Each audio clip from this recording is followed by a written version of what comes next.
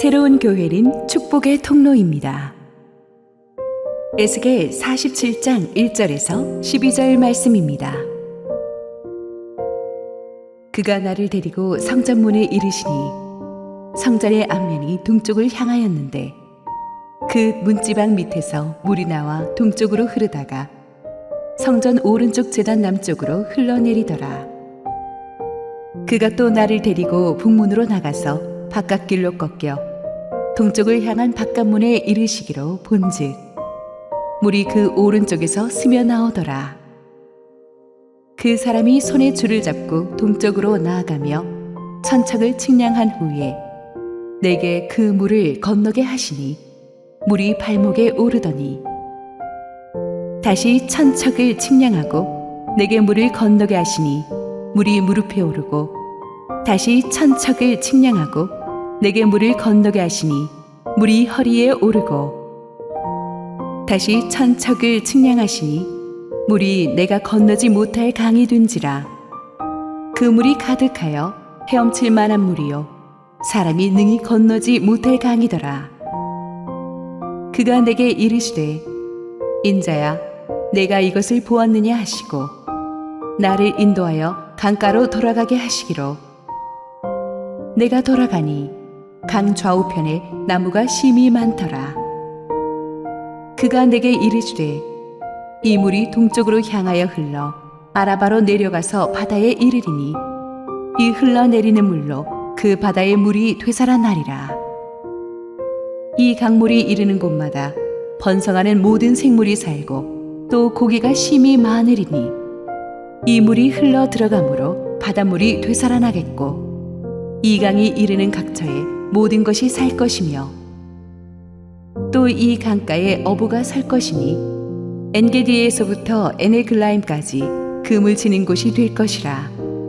그 고기가 각기 종류를 따라 큰 바다의 고기같이 심히 많으려니와 그 진펄과 개펄은 되살아나지 못하고 소금 땅이 될 것이며 강 좌우가에는 각종 먹을 과실나무가 자라서 그 잎이 시들지 아니하며 열매가 끊이지 아니하고 달마다 새 열매를 맺으리니 그 물이 성소를 통하여 나옴이라. 그 열매는 먹을 만하고 그 잎사귀는 약재료가 되리라. 우리 함께 기도하시고 말씀 보겠습니다. 사랑하는 아버지 은혜를 감사합니다.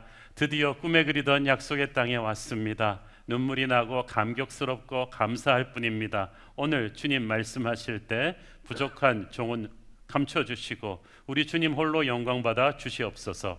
예수님 이름으로 기도했습니다. 아멘. 별은 낮에도 있는데 유독 밤에 잘 보이죠. 우리 인생에서도 하나님이 항상 우리에게 말씀하고 계시지만 우리 인생이 잘 나갈 때는 이게 잘 들리지 않다가 우리의 인생이 정말 힘들고 절망스러워질 때 하나님의 음성이 아주 클리어하게 들리게 됩니다. 오늘 본문에 나오는 에스겔이 그랬습니다. 에스겔은 특히 하나님의 환상을 많이 본 선지자인데 그 인생이 정말 힘들었어요. AD BC가 오래됐죠. 한 2600년 전입니다. 지금부터. 당시 신흥 강대국 바벨론이 유다를 공격해서 멸망시키면서 많은 유다의 왕족과 귀족들을 포로로 잡아왔습니다. 에스겔은 그때 20대 중반의 청년의 나이로 포로로 끌려가서 40대가 되도록 돌아오지 못합니다. 그리고 포로로 끌려간 바벨론 땅에서 사랑하는 아내도 세상을 떠납니다. 나라도 망했는데 아내도 죽었습니다. 가정도 붕괴되고 조국을 잃은 에스겔에게 무슨 소망이 있었겠습니까? 그런데 하나님께서 그런 에스겔에게, 절망을 지나고 있는 에스겔에게 소망의 메시지를 주십니다. 소망은 어디서 나옵니까? 성전에서, 교회에서 나옵니다. 1절 2절 말씀 읽겠습니다. 나를 데리고 성전문에 이르시니 성전의 앞면이 동쪽을 향하였는데 그 문지방 밑에서 물이 나와 동쪽으로 흐르다가 성전 오른쪽 제단 남쪽으로 흘러내리더라. 그가 또 나를 데리고 북문으로 나가서 바깥길로 꺾여 동쪽을 향한 바깥문에 이르시기로 본즉 물이 그 오른쪽에서 스며 나오더라. 하나님의 천사가 에스겔을 데리고 성전 문 앞에 데리고 가셔서 에스겔에게 이걸 가만히 보라고 하셨는데, 동쪽을 향한 성전 안문은 하나님께서 성전으로 들어가실 때 이용하셨던 바로 그 문입니다. 성전 안문에서 발원한 그 물이 처음에는 동으로 흐르다가 방향을 바꾸어 남으로 흐르기 시작합니다. 에스겔이 그 성전 문 앞에서 흘러나오는 물을 바라보고 있는 장면을 저 그림으로 좀 보여드릴 텐데, 여기서 물이 스며 나왔다는 히브리어 파카는 마치 쏟아져 나오듯이 강력한 힘으로 물살을 일으키며 세차게 흘러나오는 모습을 가리키는 것입니다. 이렇게 세차게 흘러나오는 물줄기가 처음에는 작은 시내였다가 점점 깊고 넓은 강으로 발전하면서 동쪽으로 흐릅니다. 이 본문을 보면은 천사가 줄자를 딱 들고 생수로부터 흘러나오는 물줄기를 청량하기 시작하는데, 1,000척 약 550m쯤 흘렀을 때 한 번씩 해서 4번을 하는데, 처음에는 사람 발목 정도의 깊이였다가 그 다음에는 허리, 그 다음에는 무릎, 허리까지 차오르더니 나중에는 깊이가 너무 깊어서 헤엄칠 수가 없을 정도로 깊은 강이 되었다고 했어요. 그런데 이 근처로 물이 유입될 수 있는 소스가 아무데도 없는 광야입니다. 이것은 신비한 일이었습니다. 천사는 너무 깊어서 에스겔을 삼킬 듯이 커져버린 강 속에서 에스겔을 건져내서 강가로 인도했습니다. 이렇게 흘러나온 강줄기가 어떻게 주변 환경을 변화시켰는지 보여주기 위해서였습니다. 7절 읽습니다. 내가 돌아가니 강 저편에 나무가 심이 많더라. 여기서 나무가 심이 많더라는 말은 단순히 양적으로 많더라는 뜻일 뿐 아니라 질적으로 대단히 풍성했다는 뜻입니다. 나무가 많은데 잎과 열매가 굉장히 풍성했고, 줄지어 서서, 이것도 그림으로 보여드리겠습니다. 딱 줄지어서 이 강줄기를 타고 나무가 싹 쓰는 거예요. 사실 이 강줄기가 흘러가는 곳은 예루살렘 성전에서 사해에 이르는 유다 광야 같은 곳인데, 이 여기서는 이럴 일이 없는 곳이, 이 메마른 광야가 사방에 이런 과실나물들이 핀 곳으로 된 유일한 이유는 성전에서 흘러나온 물줄기 때문입니다. 12절 읽습니다. 강 좌우가에는 각종 먹을 과실나무가 자라서 그 잎이 시들지 아니하며 열매가 끊이지 아니하고 달마다 새 열매를 맺으리니 그 물이 성소를 통하여 나옴이라. 그 열매는 먹을만 하고 그 잎사귀는 약재료가 되리라. 이 나무의 잎이 시들지 않고 실과가 끊이지 않게 새 열매를 매달마다 맺는다. 상식적으로 불가능한 일이죠. 어떤 과일나무가 매달 사시사철 비오가 오나 눈이 오나 계속 과실을 맺을 수 있다면 그 과수원의 소유자는 떼부자가 되겠지. 그런데 자연 법칙을 파기하는 그런 놀라운 일이, 기적이 계속될 거라고 합니다. 왜? 성소에서 흘러나오는 물 때문이에요.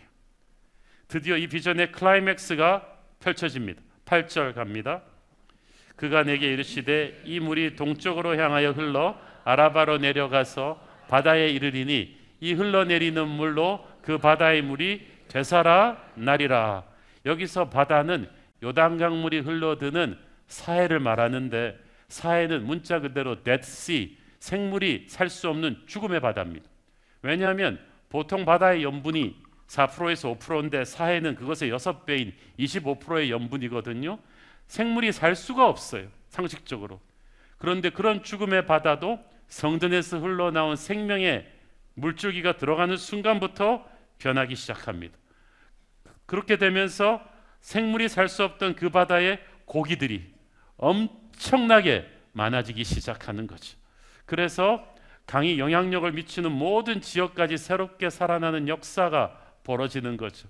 이제 그 다음 그림이, 그 바닷속에 살 수 없는 곳에 하나님이 생명체를 만드셨어요.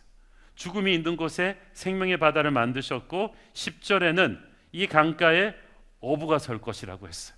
어부가 선다는 말은 히브리어로 이곳에서 오래 거주하는 고기 잡는 사람들이 많아지면서 마을 공동체를 이룰 것이라는 뜻입니다. 그러니까 사람이 살 수 없는 그 삭막한 광야에 왜 사람들이 모이겠어요? 먹을 게 있으니까 모이는 거죠. 과실이 있고 고기가 있으니까 거대한 공동체가 될 거라는 뜻입니다. 왜? 성전에서 흘러나오는 강 때문에. 이 환상에는 하나님께서 앞으로 교회를 통해서 이루고자 하는 너무나 놀라운 비전이 담겨 있습니다. 이 성전에서 흘러나오는 물은 교회를 통해서 선포될 예수님의 십자가 복음을 상징합니다. 그 십자가 복음이 전해질 때 임하는 성령의 은혜를 상징합니다. 이 물이 점점 수위가 깊어졌다고 했죠. 처음에는 발목까지, 그 다음에는 무릎까지, 그 다음에는 허리까지, 그 다음에는 헤엄쳐야 건널 수 있는 큰 강으로 발전했는데, 물의 수위가 점점 깊어졌다는 것은 하나님이 주시는 복음의 은혜가 점점 커져갔다는 얘기죠. 하나님께서는 에스겔이 이 물이 점점 불어나는 것을 몸으로 체험하게 하셨어. 우리가 복음의 능력을 우리 몸으로 체험해야 다른 사람에게 전도할 수 있습니다. 전도는 죄책감으로 하는 거 아니거든요. 내가 등 떠밀어서 하는 게 아니고 교육받아서 하는 게 아니고 흘러나오는 은혜의 힘으로 하는 거지. 우리 모두가 복음의 은혜를 체험하는 것입니다. 인자야 네가 이것을 보았느냐고 하나님이 계속 말씀하시는 까닭은 하나님께서 우리의 찬양을 받기를 원하십니다. 우리의 간증을 받기를 원하십니다. 지금도 하나님은 우리에게 계속 묻고 계십니다. 아무개야 보았느냐? 내가 너에게 베풀어주는 은혜가 얼마나 크고 풍성한지를 지금 깨닫고 있느냐? 그래서 교회는 항상 중간중간 멈추고 하나님께 감사와 찬양의 간증을 올려드려야 되는 곳인 줄 믿습니다. 이 교회에서 흘러나오는 물은, 성전에서 흘러나오는 물의 특징은 고여있는 물이 아니라 흐르는 물입니다. still water가 아니고 flowing water, 계속해서 움직이는 물이에요. 복음은 그렇습니다. 멈춰있지 않습니다. 계속해서 사방으로 번져나갑니다. 물은 낮은 곳이 있는 한은 계속 흘러내리고 물이 흘러가면서 모든 것을 커버하듯이 하나님의 복음은 모든 백성과 방언과 천하 만민에게 이르기까지 계속해서 퍼져나갑니다. 교회는 성도들을 담장 안에 가두는 교회가 아니라 세상 속으로 릴리스, 보내는 곳입니다. 우리끼리만 계속 몸집을 키우고 우리끼리만 여기가 좋사오니 하고 머물러 있으면 공멸합니다. 교회에게 있어서 전도는, 선교는 옵션이 아닙니다. 본질입니다. 물이 계속해서 흘러가면서 점점 깊어지고 넓어지죠. 우리가 전도하고 선교하는 사명에 충실하면 하나님의 나라가 우리를 통해서 계속해서 확장되고 번성한다는 뜻이. 이 7절에 보니까 생명수가 흘러가면서 그 강 주변으로 나무가 심이 많았다고 했죠. 성경에서 나무는 사람을 말합니다. 고기가 심이 많았다고 했죠. 그것도 사람을 말하는 거예요. 하나님의 은혜의 강줄기가 흘러가면서 구원받은 사람들의 숫자가 기하급수적으로 늘어날 것이다 라는 뜻입니다. 복음은 엄청난 잠재력을 가지고 있습니다. 교회는 시작은 미약한데요, 한번 복음이 들어가서 터지기 시작하면 엄청납니다. 1세기 말에 초대교인들의 숫자가 약 5만 명 정도였는데 이것이 매 10년마다 40%의 속도로 근 300년을 계속 성장했습니다. 그래서 기독교 핍박이 끝난 AD 350년에 정신 차리고 세워보니까 무려 3,400만이 크리스천이었어. 어떤 사람은 당시 로마 제국의 절반이 크리스천이었을 것이다 라고 추정하기도 합니다. 지금은 현재 세계 인구의 29%에 달하는 23억이 크리스천입니다. 우리 새로운 교회도 17년 전에 50명의 기도하는 모임으로 시작해서 오늘날 이렇게 100배가 넘는 그 성장을 이렇게 이루지 않았습니까? 복음으로 성장하는 교회는 가능성이 엄청납니다. 이제부터 또 시작될 우리 새로운 교회 폭발적인 부흥과 성장의 한계가 어디까지일지 우리는 또 지켜봐야만 합니다. 그런데 단순히 숫자만 많은 게 중요한 게 아니라 질적인 성장, 인생이 변했다는 게 중요한 거지. 과실나무에 잎이 시들지 않고 열매가 끊이지 않는다는 것은 복음을 통해서 우리가 변한다는 뜻이. 사람 성격 안 바뀐다고 하지만 저는 예수 믿으면 성격도 바뀔 수 있다고 믿습니다. 병든 인격이 건강한 인격으로 바뀌고 강팍한 마음이 온유한 마음으로 변하고 더러운 생각이 깨끗한 생각으로 변할 것입니다. 제가 이 자리에서 보면은 지금 이렇게 천사 같은 성령 충만한 얼굴을 하고 계신 분들도 처음 교회에 발을 디뎠을 때는 얼굴 표정이 정말 심상치 않았습니다. 부인에게 억지로 끌려온 티를 다 내면서 내가 왜 여기 있는 것이냐, 그런 우거지상을 쓰고 있던 분들이 하루, 이틀, 한 주, 한 달, 두 달이 지나면서 얼굴이 바뀌고 깨어지기 직전에 가정들이 회복된 가정들 굉장히 많습니다. 자살 직전에 우울증에 빠져있던 가정주부들, 꿈이 없어 늘어져 있던 우리 청년들이 눈에 생기가 도는 비전의 젊은이들로 변했어요. 무늬만 크리스천으로 살던 분들이 눈이 반짝반짝하게 살아가서 파워풀한 그리스도의 제자로 바뀐 분들이 얼마나 많습니까? 지금도 우리 교회 성도들한테 마이크 돌리면은 간증이 막 쏟아질 것입니다. 앞으로도 저는 이 공간 안에서 수많은 변화와 기적의 간증들이 쏟아져 나오기를 기대합니다. 성소에서 흘러나오는 물은 사람을 치료하고 죽은 것을 살려내는 능력이 있습니다. 이 물이 흘러들어 바다의 물이 9절에 보니까 되살아나리라, make fresh again, 다시 한번 fresh하게 만들 것이다. 여기서 쓰인 말이 히브리어 라파예요. 치유한다. 뭘 치료해요? 우리의 몸을 병든 걸 치료하고 우리의 마음에 병든 것을 치료할 것입니다. 저는 이 새로운 성전에서 기도하면서 우리가 예배할 때 오늘 여러분의 육체의 병과 마음의 병이 낫는 기적이 있게 되기를 축원합니다. 이 치유는, 이 라파라는 단어는 주로 하나님과 관련돼서 사용합니다. 치유하시는 분은 오직 우리 주님이십니다. 그분이 모든 것을 통해 역사하시지만 복음을 통해서 역사하세요. 복음이 선포되면 우리를 치유합니다. 우리를 회복시킵니다. 죽은 영혼을 살립니다. 이 생명수를 마실 때 진노의 자녀들이 사랑의 자녀들이 되고 죄와 허물로 죽었던 자들이 다시 살아나게 될 것입니다. 이 복음을 받아들이는 사람마다, 가정마다, 나라마다 변하게 될 것입니다. 누구나 이 축복을 누리는 건 아니에요. 11절에 보니까 그 진펄과 개펄은 되살아나지 못하고 소금땅이 될 것이라는 말이 있죠. 복음을 거절하면은 영적으로 망한다는 거죠. 우리가 복음을 받아들였다는 것은 보통 일이 아닙니다. 여러분 개인의 운명과 자녀의 운명과 가정의 운명을 바꾼 거예요. 중요한 것은 이 놀라운 복음의 발원지가 교회라는 사실입니다. 본문에서 계속 강조하잖아요. 성소에서 흘러나온 물이다. 성전에서 흘러나온 물이다. 하나님이 직접 하늘에서 쏘아줄 수도 있는데 굳이 교회를 통해서 이 복음의 물줄기를 흘려보내시겠다고 합니다. 그러므로 한국 교회가 아무리 욕을 먹고 있어도 저는 교회가 세상의 유일한 소망이라고 믿습니다. 청와대가 소망이 아니고 백악관이 소망이 아니에요. 정치 중심지나 군사력의 중심지가 아닌 교회가 세상의 소망입니다. 모든 문명의 발상지가 되는 세상의 도시들은 큰 강줄기를 끼고 세워졌죠. 중국의 황하 문명은 양쯔강을 중심으로, 이집트 문명은 나일강을 중심으로 세워졌지만 이 예루살렘은 큰 강이 없어요. 물이 흘러나올 데가 없어요. 오직 성전뿐이었어요. 교회는 그런 것입니다. 아무런 소망이 없는 곳이지만 교회가 있다면 그 교회를 통해서 하나님은 그 지역을 살리는 생수의 강을 흘려보내 주실 것입니다.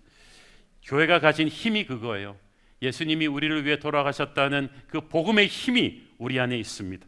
그 복음을 전하면 사람이 바뀔 것입니다. 이 물이 생수에서 끊임없이 흘러나옵니다. 찔끔찔끔 흘러나오는 게 아니에요. 하나님이 주시는 은혜의 힘은 우리 모두를 변화시키고도 남음이 있습니다. 모두가 충분히 만족할 만한 생수의 강이 오늘도 교회를 통해서 쏟아져 나올 것입니다. 이 생명수가 성전 안에만 머무르지 않았어요. 예루살렘에만 머무르지 않았어요. 이스라엘에만 머무르지 않고 주변 모든 지역으로 흘러 넘쳤어요. 교회는 머무르는 것이 아니라 흘러 넘치는 것입니다. 복음을 받아들이면 전하지 않고는 견딜 수가 없게 돼요.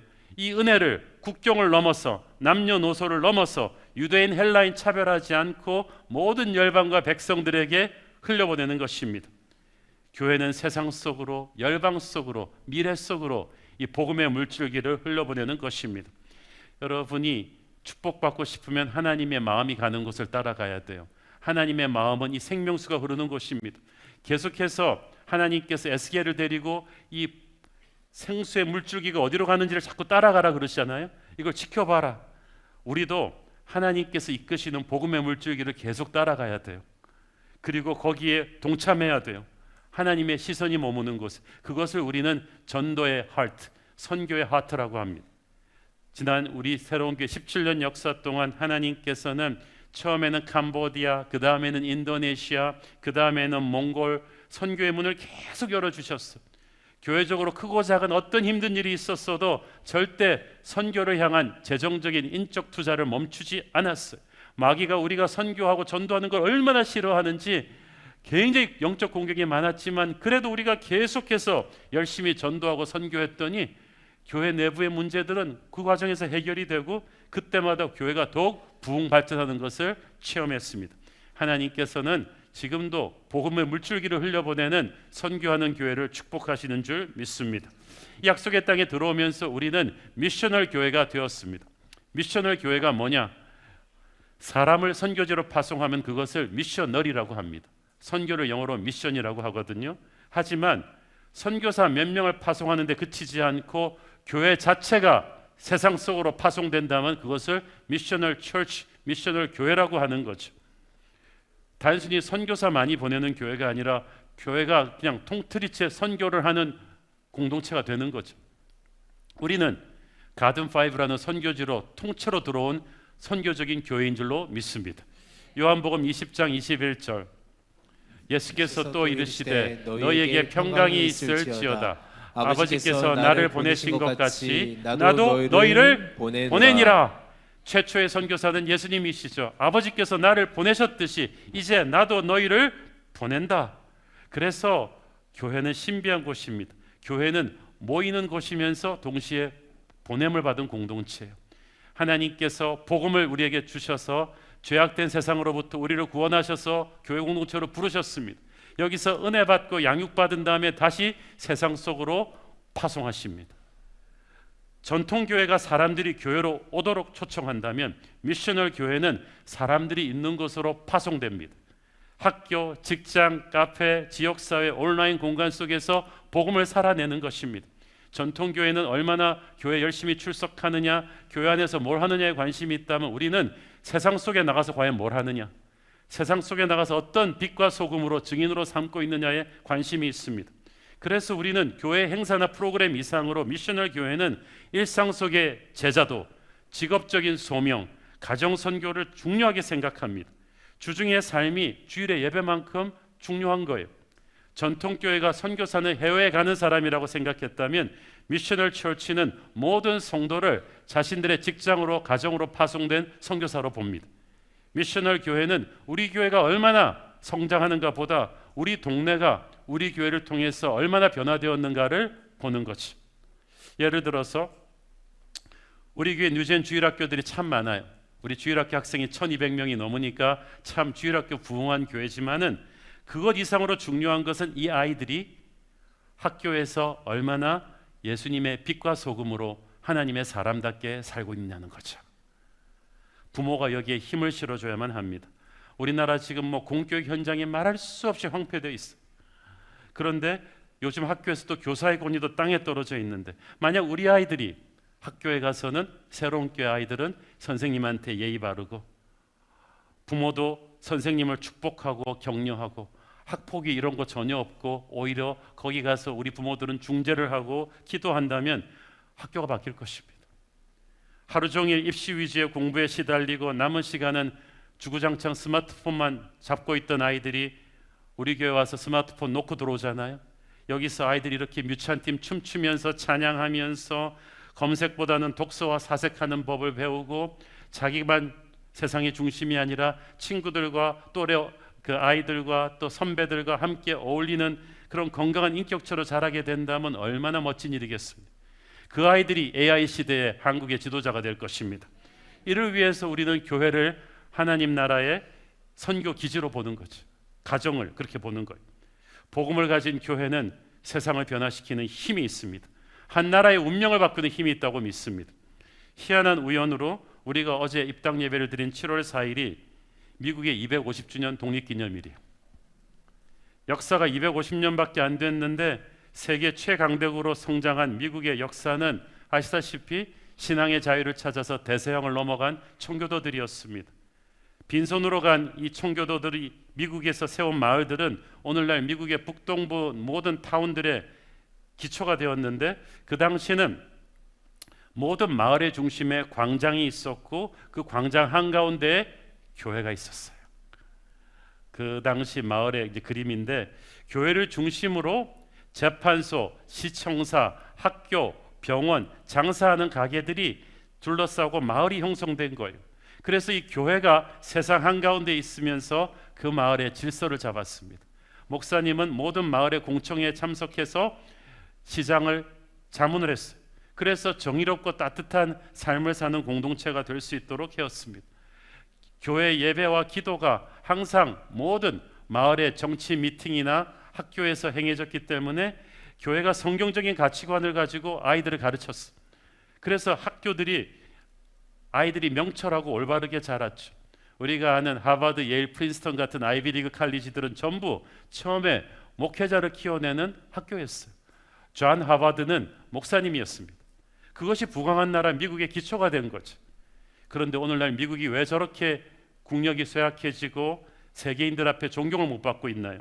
미국의 교회가 처음에 그 뜨거운 신앙을 잃었고 사회에 대해서 가지는 교회가 미셔널 처치라는 소명의식을 상실했기 때문입니다. 한국도 마찬가지입니다.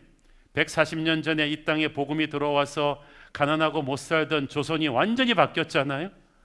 세종대왕이 한글을 발명은 했지만 양반들이 묻어버렸던 그 언어를 선교사님들이 성경을 번역하면서 부활시켜서 글을 못 읽던 70%가 넘는 한국 사람들이 전부 다 글을 읽게 되었어요. 천대받던 여인들, 백정들, 상인계급들이 전부 다 글을 읽고 하나님을 만나게 되었어요. 미션 스쿨을 통해서 선교사들이 세운 병원을 통해서 의료가 좋아졌고 생각이 깨치게 되었어요. 생활 습관이 변했어요. 음주, 도박, 축척 같은 일들이 크리스천들이 다 중단시켰어요. 노세 젊어서 노세하던 게으르던 사람들도 부지런히 일하기 시작했어요. 그 습관이 한국 교회를 중심으로 번져나간 거죠. 교회를 통해 복음이 강물처럼 흘러들어왔기 때문에 이 나라가 오늘날의 대한민국이 될 수 있었다고 저는 믿습니다. 물론 복음이 전해진 모든 나라가 한국처럼 잘 된 건 아니에요. 하나님이 우리 민족에게 특별한 은혜를 주셨어요. 그리고 우리 민족이 정말 복음을 갈급한 마음으로 받아들였기 때문입니다. 그런데 나라가 요즘 많이 어렵습니다. 한국 교회가 미국 교회처럼 그 이전에 뜨거운 신앙을 잃어버렸기 때문이죠. 무엇보다도 교회가 세상 속으로 들어가서 세상을 섬기는 사명을 등한시하게 된 까닭이 큽니다. 우리가 해외 선교는 열심히 하는데 우리가 사는 이 도시가 서울이 선교지라는 생각을 잘 해보지 않았어요. 그런 맥락에서 저는 우리 새로운 교회로 하여금 하나님께서 한국 교회가 한 번도 시도해보지 않은 새로운 패러다임의 건축을 하게 하신 데는 이유가 있다고 봅니다. 사실 가든5의 송파 CGV가 철수한 그 자리를 여기 1년 4개월 전까지 영화관이었거든요. 이 자리를 뜯어서 개조해서 들어가는 우리 교회 건축이 이렇게 한국 교계와 일반 사회에 큰 관심을 받을 줄은 미처 생각하지 못했습니다. 만나는 목사님들마다 물어봤죠. 어떻게 그런 생각을 했냐고. 왜냐하면 보통 교회들이 개척해서 상가의 지하나 위층에 임대해 있는데 그게 쉽지 않거든요. 그래서 꿈에도 소원이 부흥해서 교회가 땅 사서 건축해서 나가는 거죠. 모든 개척교회의 꿈은 상가 탈출인데 우리는 거꾸로 교회가 성장했는데 남들은 탈출하는 상가 건물을 개조해서 들어오니까 이게 다들 좀 놀라셨나 봐요. 근데 가만히 생각해 보니까 이게 놀랄 일이 아니에요. 그게 하나님의 성경적인 사명이에요. 불교는 속세를 떠나라고 하죠. 그래서 인가에서 멀리 떨어진 산이나 바닷가에 외진 곳에 사찰을 짓는데 교회는 아니에요. 하나님께서는 우리에게 세상 한가운데로 들어가서 도심 한가운데에서 사람들과 섞여 살면서 빛과 소금이 되어서 세상을 바꿔놓으라고 하셨습니다. 교회 건축도 이 사명과 결을 같이 해야 된다고 믿습니다. 저는 우리 교회가 이 가든5에 들어옴으로 인해서 이 건물이 살아날 거라고 확신합니다. 왜냐하면 공간을 살리는 거는 시설이 아니라 사람이거든요. 아무리 화려한 시설도 아무도 없어 봐요. 무섭죠. 드라큘라의 성이죠. 하지만 하나님을 잘 믿는 밝고 긍정적인 우리 같은 사람들이 들어와서 계속 걸어다니면요, 이 공간이 얼마나 밝아지겠습니까? 가든5의 가든은 영어로 정원이라는 뜻을 갖고 있는데 에덴 동산이 가든 오브 이든이었어요. 그 에덴이라는 말이 기쁨이라는 뜻이에요. 단순히 환경이 좋아서가 아니에요. 하나님이 임재하셨기 때문에 이제 기쁨이 오는 거죠. 이제 지역 상권이 살아난다고 상인분들이 좋아하신다고 들었는데, 물론 그런 효과도 있겠지만 우리가 들어오면서 가장 큰 축복은 복음의 강물이 우리를 통해 이곳으로 쏟아져 들어오는 것입니다. 이분들은 아직 그게 얼마나 큰지 몰라요. 우리의 예배와 기도가 하나님의 임재를 이곳으로 초대할 것입니다. 그게 얼마나 큰 일이에요. 신명기 11장 11절 12절 너희가 건너가서 차지할 땅은 산과 골짜기가 있어서 하늘에서 내리는 비를 흡수하는 땅이요 네 하나님 여호와께서 돌보아 주시는 땅이라. 연초부터 연말까지 네 하나님 여호와의 눈이 항상 그 위에 있느니라. 이 땅은 뭐하는 땅이라고? 하늘에서 내리는 비를 흡수하는 땅이다. 하나님의 은혜를 흡수하는 땅입니다.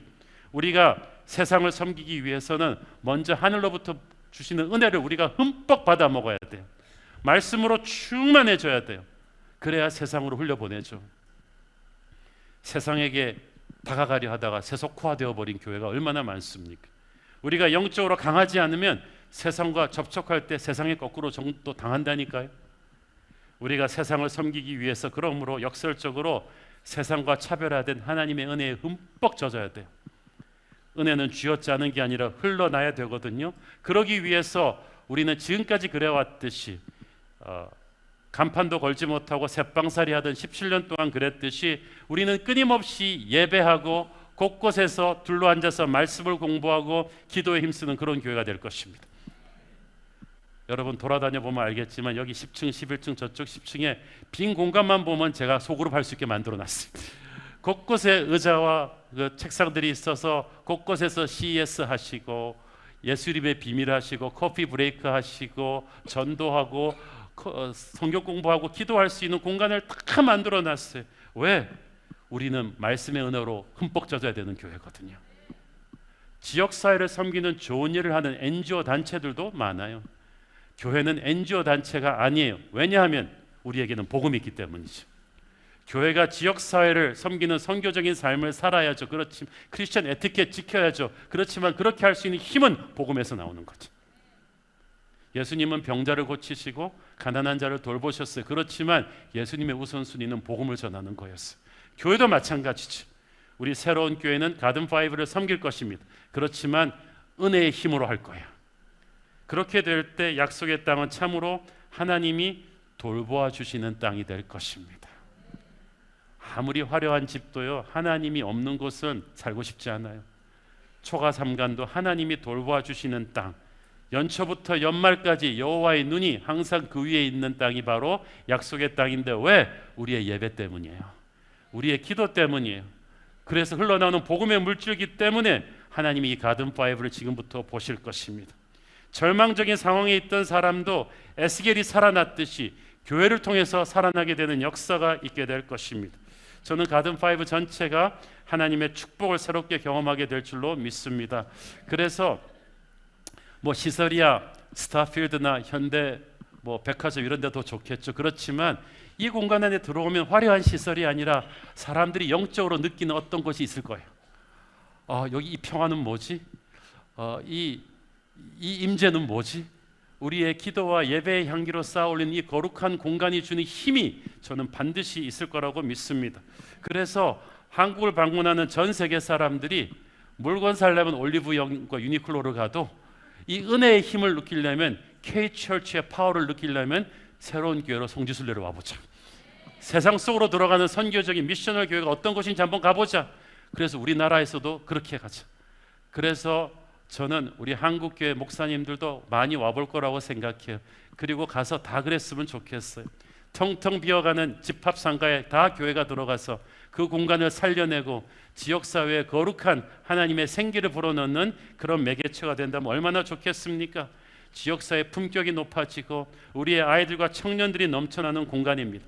특히 우리는 여기서 한국교회 민족복음화의 불길이 일어났으면 좋겠습니다. 열방으로 흘러나가는 선교 한국의 야성이 다시 이곳에서 시작되기를 바랍니다. 그 물이 큰 강이 되고 거대한 바다를 바꾼다. 이 환상을 에스겔에게 보여주십니다. 그 물줄기가 흘러가는 곳이 점점 큰 강이 되고 수많은 과일나무가 세워지고 죽은 바다가 바뀔 것이다. 그 말은 죽어가는 나라도 바뀔 수 있다는 뜻이에요. 교회는 하나님의 꿈을 따라가는 곳이에요. 거룩한 꿈을 꾸는 공동체입니다. 여러분의 꿈은 뭡니까? 애가 좋은 대학 가는 거예요? 주식이 대박 나가지고 큰 아파트 옮기는 거죠? 그거는 꿈이 아니에요. 꿈은 하나님의 꿈입니다. 복음으로 인해 생기는 꿈입니다. 복음을 가지고 세상이 변하는 꿈이에요. 교회는 이 복음을 가진 공동체입니다. 우리는 이 복음을 전할 때 우리 지역이 바뀌고 나라가 바뀔 줄 믿습니다. 마지막 시대 주님 다시 오시기 전에 우리가 이 가든5에 들어왔는데 여기서부터 시작해서 송파 지역이 복음화되고 서울이 복음화되고 이 대한민국이 복음화되고 아시아로 이 부흥의 불길이 번져나가고 세계 복음화의 불길이 다시 이렇게 올 수 있는 그런 거대한 시작이 우리 새로운 교회 약속의 땅 부흥의 시즌 2를 통해 일어나기를 축원합니다. 그 거슴복찬 감격으로 오늘 기도하십시다. 하나님 은혜를 감사합니다. 주님, 우리가 이 약속의 땅 좋은 시설에 왔지만 시설을 우상화하지 않게 하여 주시고 여기서부터 주님이 펼쳐주실 거룩한 꿈을 기대합니다. 복음이 넘쳐나는 교회, 그 복음의 힘으로 세상을 변화시키는 교회로 우리를 사용하여 주시옵소서. 예수님의 이름으로 기도했습니다. 아멘.